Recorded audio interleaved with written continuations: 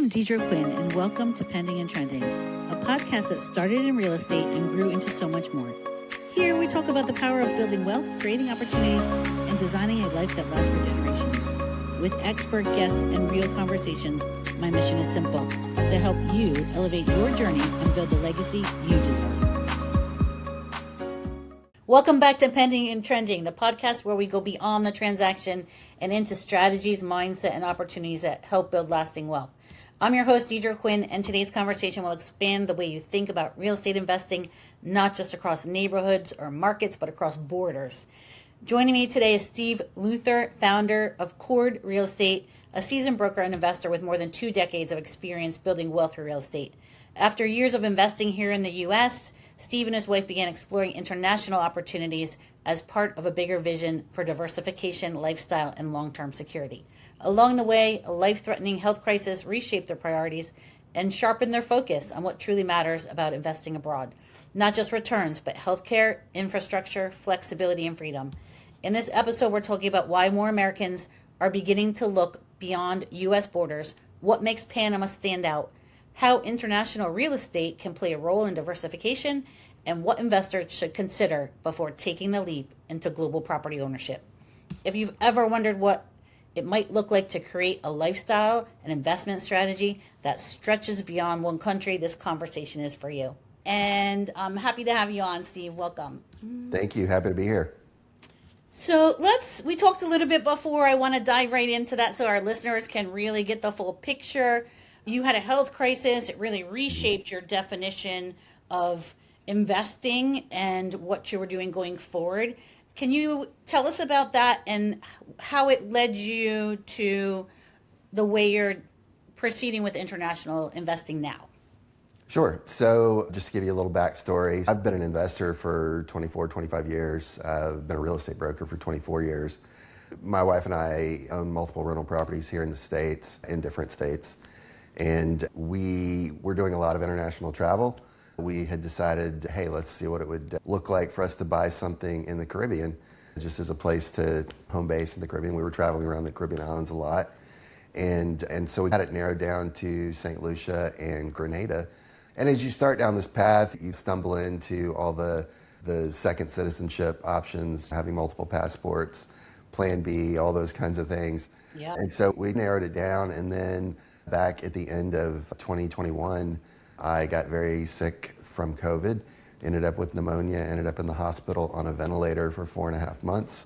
I don't know if you can see my trach scar here, but I was pronounced brain dead for 4 days. So, okay. Yeah, so it was a little rough. So got out of the hospital, and we realized, man, if we had been on just some small island, it may not have turned out so well. So we realized healthcare for us personally was a bigger consideration. So that kind of led us down the path of where can we get that tropical vibe that we want, but it's still pretty developed and they have great healthcare. And so that kind of led us personally to Panama. So that is, first of all, I think it's so many Americans' dreams, right, to have a place internationally. I love that. We're lucky, obviously, to even have you with us here today after what you went through. And I hear that story from other people sometimes too. Lucky we were in the U.S. when that happened, or lucky we were wherever we were. So what's different in Panama? And tell us a little bit about how that healthcare differs from someplace like St. Lucia, or I know you had mentioned a couple different places. I know that a lot of people even talk about Costa Rica, and when they say, oh, we decided not to, it's often because of healthcare. So I'd love to hear more about what that looks like in Panama. Sure. So if you're going to small islands in the Caribbean, obviously there are doctors there are hospitals there. Typically they're very long waits, and you don't really know how good they're going to be if it's anything serious. Panama's healthcare is really built out. So there's a Johns Hopkins in Panama, there's a Mayo Clinic. They do a ton of stem cell therapy. They actually have a lot of the American athletes and celebrities go down to Panama for stem cell therapy. They're building like $1 billion medical city for medical tourism right now. Extremely well developed, still very inexpensive relative to American healthcare prices, but they've got an incredible hospital system, and they can handle anything down there, just like they could here in America. Wow, that's an education in itself right now. That's really great to hear. Now, let's talk a little bit about the why is keeping 100% of assets in one country. Do you diversify that, or have you invested in other countries? Do you mostly invest in Panama? What does that look like for you?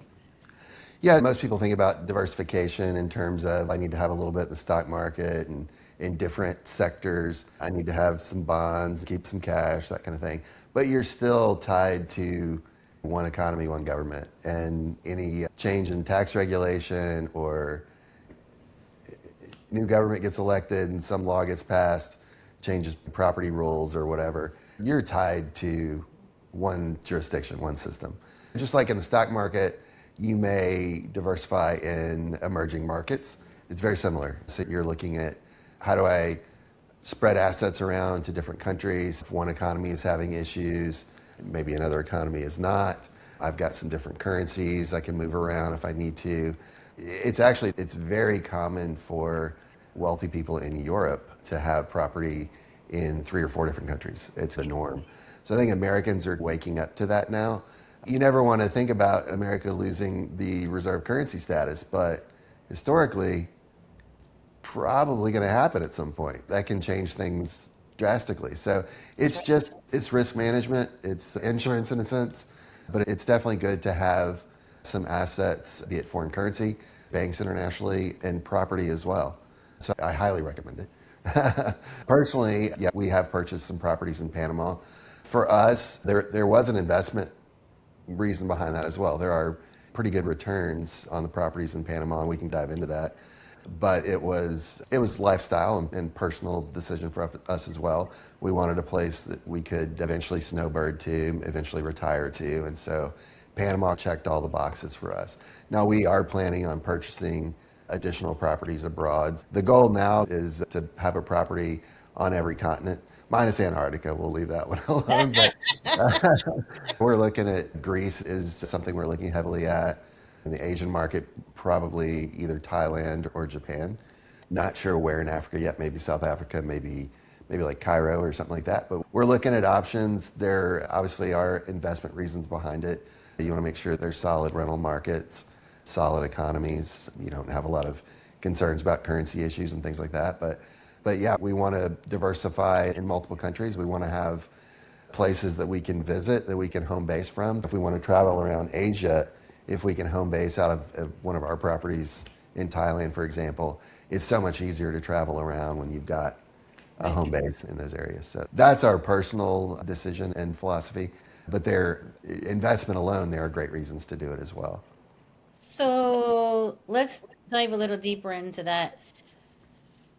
So vetting, right? How do you talked a little bit about how you're now looking at Greece, and you obviously vetted Panama and said, okay, so how do you properly evaluate where you're going next from both a standpoint of things like healthcare, but also a standpoint of developers and your partners abroad, and as well as the short-term rental possibilities?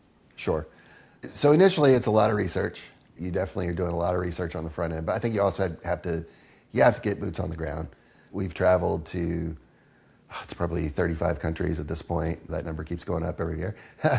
But you've got to set foot on the ground, get a feel for it, look around, talk to a bunch of people, interview a bunch of people. It's just like when you're vetting your real estate agent here in the States. You're gonna get referrals. You're gonna have interviews and conversations and see who you get a comfort level with. And you want to see what kind of a track record they've got. How many deals are they doing, or in terms of developers, are they completing projects? How many doors are the property management firms managing? You're looking at financials and track records, just like you would here. So that's what we've tried to do. We try to make sure we've got local agents that know the market, property management, attorneys that can help not only with real estate closings, but if you have interest in residency, potentially citizenship, we want attorneys in place for that. And then developers as well. Some places, I mentioned Thailand, for example. There are a lot of developers in Thailand that do not complete projects. So you just have to put your feet on the ground and see what's going on and put eyes on projects and and get a good feel for that. Panama, we've got our entire team is in place, and they're all extremely good at what they do. We work with 3 or 4 of the top developers in the country, friends of the president of Panama. They're big players, and they have done a lot of projects, and they're very good at what they do. It's a lot of research, a lot of talking, a lot of interviews, trial and error sometimes. Yeah, it sounds that way. So you go and you vet the places, and then you bring others with you along the way. Can you? Yeah, when my wife and I started doing this, obviously we were posting online kind of what we were doing. And so we actually had clients start reaching out to us and said, what are you doing? I'm interested in doing that. Can I do that too? And so that's how we started our international program. So basically we try to help people narrow down based on their criteria, what's interesting to them, what they're looking for. Here's a few countries you might want to take a look at. We can help them arrange visits where they can meet with our people there and see some projects and talk to some people and get a comfort level.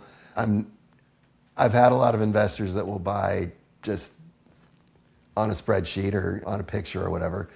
I personally like to see it first. So we always recommend you travel to the area, you get a look at it, and then make a decision. So we try to help people along with that process. We're there every step of the way with them as they go through the process. Even though we've got local people there in the country, we are still part of the process. We still want to make sure if you have any issues, any questions, we're there to help you along the way. And now, does this open up doors for residency? Yeah, 100%. Panama, for example, and every country has different programs, different benefits. Some it's directly to citizenship when you make an investment, but Panama, for example, when you spend $300,000 on real estate, you basically can get permanent residency. And then after 5 years, you can apply for citizenship. But you've got that residency option right from the get-go with that investment. And it's great to have options. A lot of people now work remote. A lot of people are looking at Plan B. A lot of people are looking at different retirement options now. You look at so many markets in America, and for retirees, a lot of times it's difficult to live a really quality lifestyle in certain markets. And you find when you look overseas, it opens up a lot more options for you. So we have a lot of people that look at it for that as well. But yeah. And then most of them, when they're not there, are they renting them on the short-term rental market? And have you run into Typically. issues? Yeah, typically. Now, there are some investors that look at long-term as well. We want to make sure everything works, short-term or long-term. We also want to make sure there's enough liquidity, so if they needed to resell, they could resell. So that's a consideration as well. But typically what most people are looking for are short-term rentals where they can go and stay for a week, 2 weeks, 3 months, whatever it may be, and then have it rented and paying for itself when they're not there. There are wealthier clients that are just parking money and don't necessarily want people staying in their property. That's fine as well. We work with all parts of the market. Love it. Love it. Now, as I get into this next part, I have to tell you, I'm pulling out my calendar right now because I'm checking some dates. So I see you have a summit coming up regarding Panama, investing in Panama, a summit, right? Yeah. And that's at the end of May. So can you tell us about that? Yeah. So prior to that, March 19th, we're actually doing a webinar.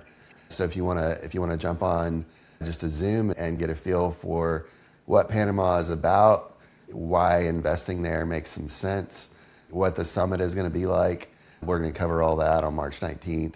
It's in the evening. I believe it's 6 p.m. Central. And the actual summit, we're bringing our clients to Panama. So it's May 28th, 29th, and 30th. Basically, you fly in on the 28th. We have a little reception that evening. The 29th, that Friday, we do meetings with all of our local people there. So you'll get to talk to the agents, the property managers, the attorneys, the developers. And then we go out and tour projects. We show you all the different options and all the different parts of Panama City where you can invest. And because we have such great relationships with these developers, we actually get some pre-market deals. We'll probably have a little announcement on the webinar about a new development that no one has access to yet. So obviously pricing is a little bit better when you can get in on the front end like that. We have opportunities like that come up all the time, so we extend those to our clients as well. So we'll tour the developments, tour the city on Friday, and then Saturday, the plan is to jump on catamaran, take a little tour through the islands off the coast there, and head over to an area called Playa Caracol, which is where Margaritaville is going in now. It's a 7-mile white sand beach. It's the closest white sand beach outside of Panama City. And it's really interesting because it's like where Florida was maybe 40, 50 years ago. Right. And still incredibly good deals there. So that'll be Saturday, is looking more at the beach, tropical locations near the city.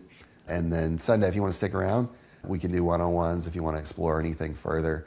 We'll actually probably be there a little before and a little after. So anybody that wants to extend and explore other parts of Panama, we're happy to help with that one-on-one as well. How exciting. That's great. So March 19th, everybody, I hope you heard that and have it on your calendar. That'll be the next thing. And where can we find more information about that? Can we find that on your website, Invest Panama Summit, or where do we find that? If you go to chordrealestate.com, Chord is C-H-O-R-D, like a music chord.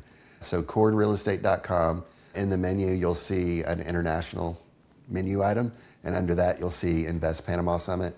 At the top of that page is where you can register for the webinar, and then it'll have details about the actual summit and just a little RSVP in there if you are interested in coming. We actually don't charge anything for it. We cover all the expenses of the tour buses and the catamarans and all that stuff. You cover your airfare and your hotel and incidentals, things like that, but no charge for the actual summit. We try to make it easy and fun. It'll be a good time, and we hope to have a pretty good crowd out there this time. That's excellent. That's excellent. So do you have any one last thing that you want to share with us before we sign off? And we all go sign up for your March 19th event? I'll give you my summary of what I see Panama is right now. Panama, to me, is such a great opportunity because of how it sits in terms of trade, in terms of finance, in terms of people migration. A lot of professionals coming there. So you've got hundreds of international corporations that headquarter there. You've got massive international banking there. Obviously, with the Panama Canal, there's a ton of trade that goes through there. So you have a lot of professionals there. It's really an international business hub. So it's very similar to like a Singapore or a Miami, possibly even a Dubai, but it's much earlier on. It's Singapore 40, 50 years ago. I don't know if you've looked at the market in Miami or Singapore, but they're very expensive now. And Panama, I think, has got a lot of great opportunities. Again, we work all over the world.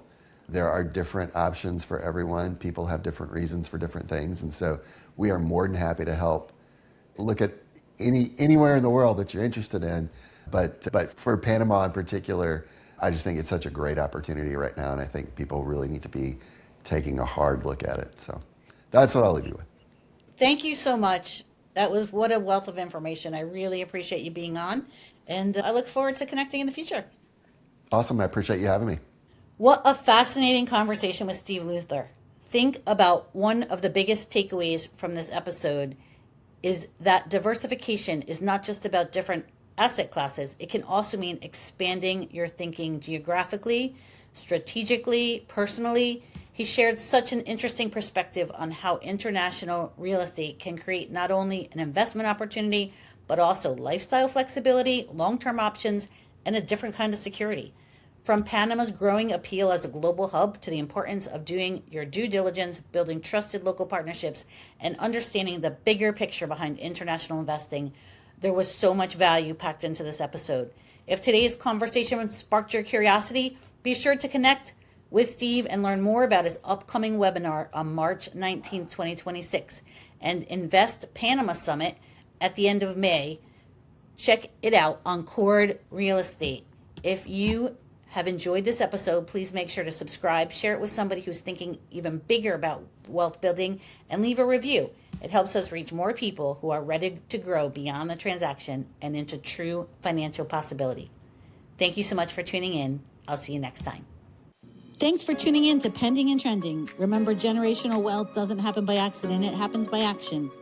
If you like today's episode, share it with a friend, subscribe, and let's keep elevating your journey together.